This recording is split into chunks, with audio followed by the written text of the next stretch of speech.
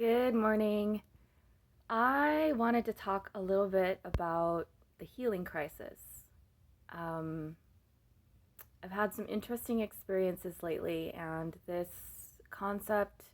experience has been on my mind, and I wanted to talk about it because I know there are other people out there who've been experiencing some version of this. And um, in my life, when I get language for something that I'm experiencing, it's like a life raft for me.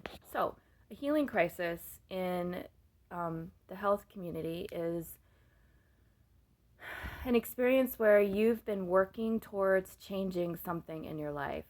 So maybe you have an autoimmune disorder and you've been doing a variety of things, um, changing your diet, reducing stress, exercising. These are just ideas of what people might be doing. Um, Going into your physician, things like this. You're actively working towards changing a situation, a condition, and it can be a condition of the body, a condition of the mind, a condition of the spirit. But you're actively working towards making changes, making improvements in that condition for your experience, and you're doing well. Like, you're starting to see changes, you're starting to see improvements, you might even be getting excited, like things are going well. And then suddenly you have a flare up of some kind. So I'll take it out of the abstract and just share a little bit about what I've been working on and experiencing, just a little bit. Don't need all my dirty details. But one of my challenges in life has been the way that my mind works, the way that I speak to myself in my mind. And as I was thinking about having this conversation with those of you who are watching, one of the things that I heard myself say is that I'm really good at uplifting other people. That's the feedback that I get often from people. The things that I say and my perspective on life, it makes other people feel good, or it taps into something within other people that, like, is a resource for them. My brain to myself, my brain to myself is a beast. The way that I talk to myself is horrendous. And I've been working on this for a very, very long time. And intensely, like, I go through cycles of intensity with it where I'm really putting in a lot of effort, and I'm pulling in resources. So books, sometimes therapists, counselors, trainings to help me, like, repattern my mind, things like this. Like, I work at it, and I've been working at it. I've been working at it for a while now. Let's say, all of 2020 into, today. And I have, ups and downs, and I've recently had a couple of friends. This is why I'm having this conversation. I had a couple of friends come down and visit me. Another note for those who are watching: I live in paradise. I do. Like, it's what it's called.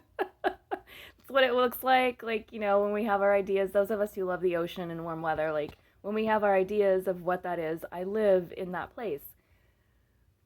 It looks like paradise, does not feel like paradise without the people I love. That is something I am super clear about. So I'm very grateful for those folks who've come down and spent some time with me. And I've got some friends who are surprised by, like, this other aspect of me. I'm a human being. I'm a real person who struggles with real shit. Like, I'm real. Um, so it's been coming up. I've been in a healing crisis, with my own languaging, with my own perspective on life from the inside out. And it's surprised some of my friends, and they've reflected this back to me, and we've been in conversation about it, and it's been very helpful.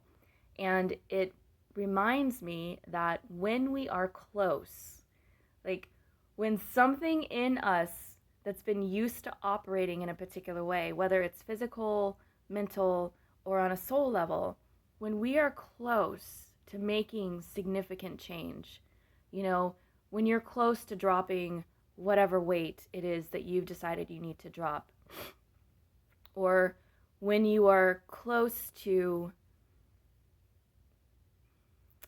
moving into a place that is more open and receptive to the love in life. You know, there's so many, because there are so many humans, there are so many points or doorways into healing. It depends on what you're working with. When we are close to making a significant change, when we are close to coming to embody something that we're wanting to move into, something in us gets really uncomfortable and has a way of pulling us back into our habits, like exponentially. Like it can feel like an outbreak or a rash. In my case, it's a lot of negative language about me. I can also be very critical about other people.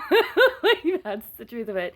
But what I've noticed is a lot of like intensely negative language about myself. And because I had people around, I had like mirrors out there, or like sounding boards where I could actually hear it and see myself in action externally. Shocking, but not really. So, what I want to say to you is, if you have these experiences where you're working towards something, you know, you're making an effort to quit a habit, or you're making an effort to begin a new habit that you feel would be just beneficial to you, you may come up against yourself. Working with the body is more difficult. It's more well, I shouldn't say that actually, because working with the mind can be very difficult as well. I'm trying to be careful about, you know, health claims and all that sort of thing. I've worked with a lot of bodies over the years. I have witnessed the healing crisis in the physical sense and in the mental, emotional sense. I'm speaking to what I have seen and witnessed. We need support. We need support systems. Your physician, your healthcare practitioner, your meditation group, your church, whatever good, high quality, listening to you and your needs and able to respond efficiently and effectively and creatively. Good, strong support systems. We need to lean into those support systems.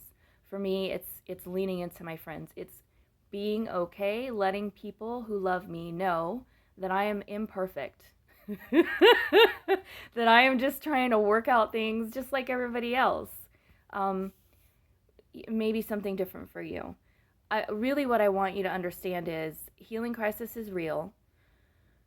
If you come up against it, it's not about giving up. Something else I've had to learn that is a hard one for me is the way out is through.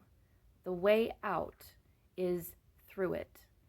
So the idea of leaning into something. This is my present situation. This is what's coming up for me. How do I engage it, lean into it, and move through it?